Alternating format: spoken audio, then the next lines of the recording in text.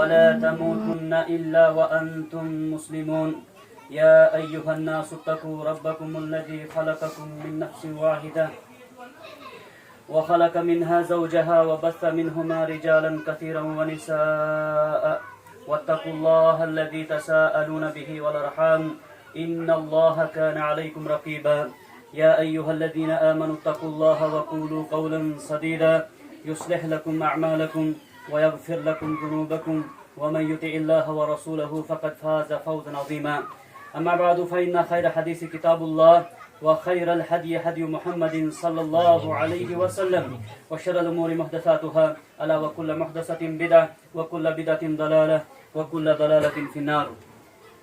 قال النبي صلى الله عليه وسلم النكاح من سنتي فمن رغب عن سنتي فليس مني أو كما قال عليه الصلاة والسلام. رب اشرح لي صدري ويسر لي أمري واحلل عقدة من لساني يفقهوا قولي. رب زدني علما سبحانك لا علم لنا إلا ما علمتنا إنك أنت العليم الحكيم. تمام قسم کی تعریفات اس اللہ وحدہ لا شریک کے لیے جس رب کائنات نے ہمیں بیش بہا نعمتوں سے نوازا ہے، اور ان نعمتوں میں سب سے بڑی نعمت اسلام ہے. اللہ کی حمد و ثنا کے ساتھ ساتھ بے شمار درود و سلام ہو پیارے حبیب محمد کریم صلی اللہ علیہ وسلم کی ذات اقدس پر کہ جن کو اللہ رب العالمین نے کائنات کی طرف روز قیامت تک آنے والے انسانوں کے لیے رہبر و رہنما بنا کر مبعوث کیا. سامعین کرام، جس دین کو ہم ماننے والے ہیں وہ دین اسلام ہے، وہ دین اسلام ہے. وَإِنَّ الدِّينَ عِندَ اللَّهِ الْإِسْلَامِ. اس اسلام نے انسان کی جو ضروریات زندگی ہیں تمام کو مد نظر رکھتے ہوئے بہترین رہنمائی اصول دیے ہوئے ہیں. وہ الگ بات ہے جب قوم جب اپنوں سے وفادار نہیں رہتی تو وہ غیروں کی شکار بن جاتی ہے. ہم جب دین کے وفادار نہیں رہے تو غیروں کے رسموں کے شکار ہونا یہ ایک یقینی بات تھی. اللہ رب العالمین نے ایک انسان کی ضرورت کے لیے اس نکاح کو حلال رکھا ہوا ہے. نکاح کیونکہ ایک مرد ہمیشہ اس چیز کے اندر اللہ رب العالمین نے اس کو اندر فطرت رکھی ہے کہ وہ ایک عورت کا محتاج ہے، ضرورت مند ہے. ایک وقت آتا ہے اگر اس کو حلال طریقے سے جس سے کھانا ملتا ہے، بھوک کے انسان کو لگے گی، اگر حلال روزی نہیں ہوگی وہ چوری بھی کر سکتا ہے. چوری کیوں کرتا ہے؟ ایک وہ مجبور ہوتا ہے، وہ اپنے اس پیٹ کو، اس ایندھن کو بھرنا چاہتا ہے. تو اللہ تعالیٰ نے نکاح کر رکھا، اور نبی کریم صلی اللہ علیہ وسلم نے اس نکاح کے حوالے سے فرمایا یا معشر الشباب، اے نوجوانوں، من استطاع منکم الباءۃ، تم میں سے جس کو نکاح کی طاقت ہے، جو اپنی بیوی کو کھانا کھلا سکے، کپڑا دے سکے، گھر میں رہنے کی جگہ ہے، بس یہ اسلام کی طرف سے مطالبہ ہے. یہ ہمارے مطالبات ہیں. گاڑی ہونی چاہیے، نوکری ہونی چاہیے، تمام تر فسادات خرافات ہونے چاہیے، اور تب تک بچی اور بیٹے نے اپنی زندگی، آدھی زندگی گناہوں میں گزار لی ہوتی ہے. مخاطب ہے ایک مسلمان، جب شادی کی آپ کو طاقت ہے، آپ کو رہنے کی جگہ ہے، کھلا سکتے، پلا سکتے، بس فَلْيَتَزَوَّجْ، نکاح کر دیں. نکاح فَإِنَّهُ أَغَضُّ لِلْبَصَرِ، یہ آپ کی آنکھ کو، اللہ تعالیٰ کی برکت سے یہ نکاح آپ کی آنکھ کو شرمیلی بنا دے گا، حیا والی آنکھ بنا دے گا. پھر غیروں کی طرف دیکھنا، غیر محرم کی طرف دیکھنا، وہ لڑکی جس کا نکاح طریقہ رسول پر ہو، وقت پر ہو، وہ غیروں کی طرف اپنی نگاہ نہیں اٹھائے گی. وہ جس محفل میں ہو، چاہے شادی ہو، خوشی کا، غم کا مقام ہو، وہ اپنے آپ کو چھپا کر چلے گی. وہ کہے گی میں صرف اپنے مرد کے لیے حلال ہوں، غیروں کے لیے حلال، میں کوئی کھلونا نہیں ہوں. سجا دھجا کر اس وقت جو ہمارا معاشرہ ہے، مجھے معاف کرنا، تھوڑا مجھے معاف کرنا، میں اسلام پیش کر رہا ہوں، میں اپنی ذات کوئی چیز نہیں بیان کروں گا یہاں پر. جو اسلام نے ہمیں کہا، نبی نے فرمایا شادی کر لو جب تمہیں طاقت ہوگی. فَلْيَتَزَوَّجْ، یہ آپ کی آنکھوں کو نیچے جھکا دے گا. اس وقت بے حیائی کا رونا ہم رو رہے ہیں، بزرگ زیادہ، ابھی نوجوانوں کو محسوس نہیں ہوتا ہے، وہ الگ بات ہے. بزرگ رو رہے ہیں، ہماری آنکھیں کیا دیکھ رہی ہیں، یہ کیا ہو رہا ہے؟ یہ کچھ ہمارا اسلام تو اس طرز کا نہیں تھا. ہم جس سے دعویٰ کرتے ہیں، جس اسلام کا ہمارے پاس ہم سرٹیفکیٹ مانتے ہیں، وہ اسلام یہ ہے نہیں جو ہم کر رہے ہیں.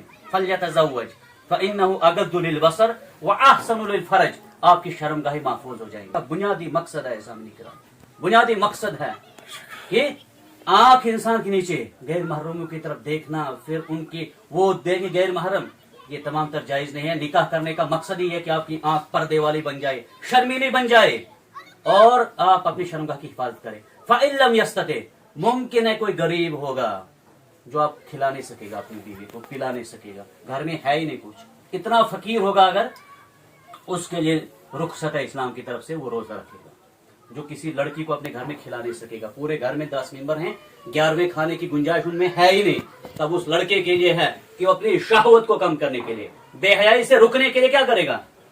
उसके लिए रोजा है। उसके लिए क्या है? रोजा है। फ़इन्नहु लहु विजा, वो उसके लिए ढाल बन जाएगा रोजे से कि इंसान की शहवत जो है वो कम होती है। तो इस्लाम ने तर्ज तक कोई बहन भाई नहीं, कोई रिश्तेदार नहीं, कोई कुछ न था। तो पहला रिश्ता, पहले खानदान की बुनियाद पड़ती है निकाह के दिन, शादी के दिन। ये गैरों को अब उनको मुबारक नहीं देंगे ना हम, ये उनकी हिकमत थी, ये उनकी पॉलिसीज थी, उनकी एक एक रस्म को आज हम किस तरह अदा करते हैं, चाहे वो दूल्हे के घर में हो दुल्हन के घर में हो, उनकी एक एक रस्म को ख्याल करते हैं कि पिछले दूल्हे ने हाथ कैसे रखा। मुझे माफ करना, मेरा ये मैं एक इस्लामी पैगाम दे रहा हूं, मुझे जाति कोई यहाँ पर मफाद नहीं है सामने कर। क्या नबी करीम सल्लल्लाहु अलैहि वसल्लम का लिबास किस तरीके से था, ये मना नहीं है। ये कोई ऐसा ना इससे माना मेरा गलत ले, ये मना नहीं है, ये पहचान है। दूल्हे की हम पहचान किस तरह करेंगे? गाड़ी को जो हमने थोड़ा सजा दे, ये पहचान है, ताकि कोई शादी कोई कहीं बारात या घर को थोड़ा सा सजा देने, ये इस्लाम इससे मना नहीं करता। कहीं आप मनफी समझ न ले, इससे मनफी न ले। लेकिन जो दूसरे फसादात हमने लाए हुए हैं, इनसे छुटकारा कौन हासिल करेगा? इनसे कैसे हम बच पाएंगे? बुनियाद पड़ती है खानदान की। अगर इस बुनियाद खानदान की पड़ेगी, वहां गाना था, बेहयाई थी, बेपर्दगी थी, कल की नस्ल कैसे आप उम्मीद रखेंगे वो दीन वाले होंगे? इस वक्त माशाल्लाह हमारे बुजुर्ग थे, दीनदार थे, हम इनकी परवरिश में रहे। लेकिन जो बच्चे इस वक्त मोबाइल और ये इनका सारा सिस्टम इसमें है, इनकी नस्लें कैसी होंगी? कल यही बच्चे बुजुर्ग होंगे एक कौम के। क्या हालत होगी इस हमारी इस कुंडी में, उसमें एहतरा के अंदर क्या हालत होगी? अभी तो हमारे ऊपर साया था इन बुजुर्गों का, जो जिनके पास हया था, किरदार था, जो इस वक्त नस्ल हमारी है। ये कल जब बुजुर्ग जिस कौम के होंगे, उस वक्त इन गैरों को कुछ हथियार इस्तेमाल नहीं करना है। इस वक्त इनको पता है इस्लाम का मजाक जितना मुसलमान उड़ाता है ना, ये नहीं उड़ाते हैं सामने करम। ये कहीं पर एक गलती कर देते, इस्लाम की गुस्ताखी करते हैं। हम इस्लाम की कितनी गुस्ताखियां करते हैं। खुशी हो या गमी, इस्लाम को मद्देनजर रखना एक मुसलमान का। हम अहलुल हदीस से खास अहलुल हदीस से हम सामने करें, अहलुल हदीस को और डरना चाहिए। क्या पता ये जिंदगी कब तक हमारी है। आजकल जो मौतें हो रही है ना अचानक, मालूम ही नहीं है कौन सी आजान मेरी जमीन पर आखिरी आजान होगी मेरी कानों के साथ, दूसरी आजान कब्र में सुनूंगा। ये सब ठाट बाट यहाँ रह जाएगा, सब हकीकतों का पता चल जाएगा, हम क्या कर रहे थे, क्या हमारा जिंदगी का मकसद क्या था। एक रात भी कहीं पर किसी हम में से किसी नौजवान ने इसलिए गुजारी हो कि इस अमल से नबी राजी होगा, नबी के लिए मैं कोई कुर्बानी दूंगा, इस बेहयाई को रोकने के लिए मैं कंट्रोल करूंगा, ये जवानी मेरी कब काम आएगी? कब काम आएगी? अगर दीन के लिए मैं कुछ नहीं कर सका बल्कि दीन को बिगाड़ने का सबब बना, तो फिर इनको गैरों को मत रोना है, इनको नहीं रोना है। निकाह का मकसद क्या सामने करा, इसको समझने की जरूरत है। बेहयाई रुक जाए। और फिर शादी के मौके पर, निकाह के मौके पर 3 आयत पढ़ी गई और पढ़ी जाती है, सुन्नत है। हर आयत की इब्तिदा है इत्तकुल्लाह, अल्लाह से डरो। ये लड़का और जो लड़की होती है, निकाह की खुतबे की आवाज उस तक भी पहुंचनी चाहिए। बदकिस्मती है वो लड़की आती है नबी के पास, मुझे बता मेरे शोहर के मेरे ऊपर क्या हुकूक होंगे। आज लड़की को शोहर के हुकूक पता ही नहीं। कल जब वो शोहर के हुकूक में हक तलफी करती है, घर में फसाद होता है।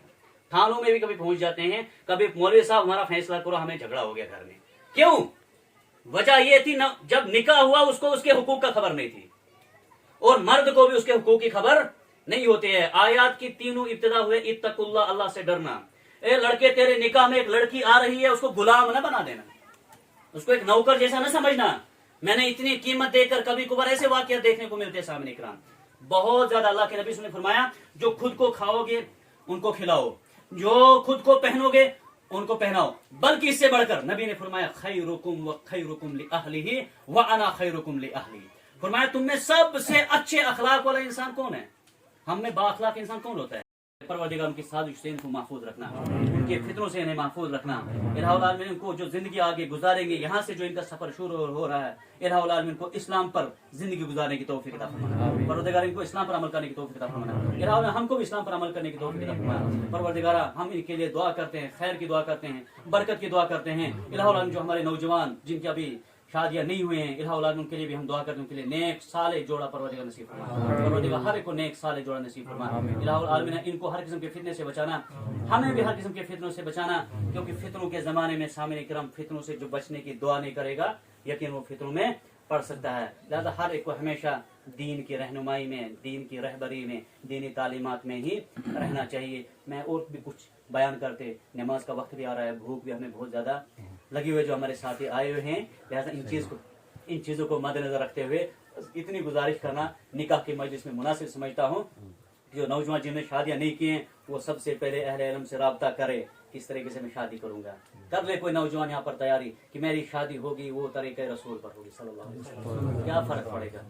دنیا والے جو اسلام یہی ہے نا سامنے کرام, اگر ہم دنیا والے کو راضی رکھتے ہیں تو پھر اسلام کا دعویٰ غلط ہے نا, اسلام کا دعویٰ غلط ہے.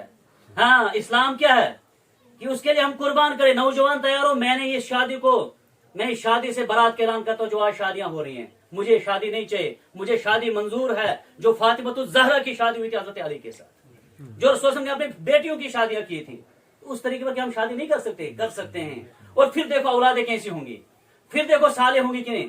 گانا ہوگا ساتھ ساتھ, شادی چل رہی ہے تو ان کے روحوں کے اندر وہ چیز بس جاتی ہے. پھر اولاد کا جو آئے گی وہ تہجد گزار نہیں ہوگی, علماء میں سے نہیں ہوگی. اللہ تعالی ہمیں کہنے سننے سے زیادہ عمل کرنے کی توفیق عطا کرے. اقول قولی ھذا استغفر اللہ لی ولکم ولسائر المسلمین فاستغفروہ انہ هو الغفور الرحیم. بارک اللہ لک وبارک علیک وجمع بینکما بالخیر. السلام علیکم.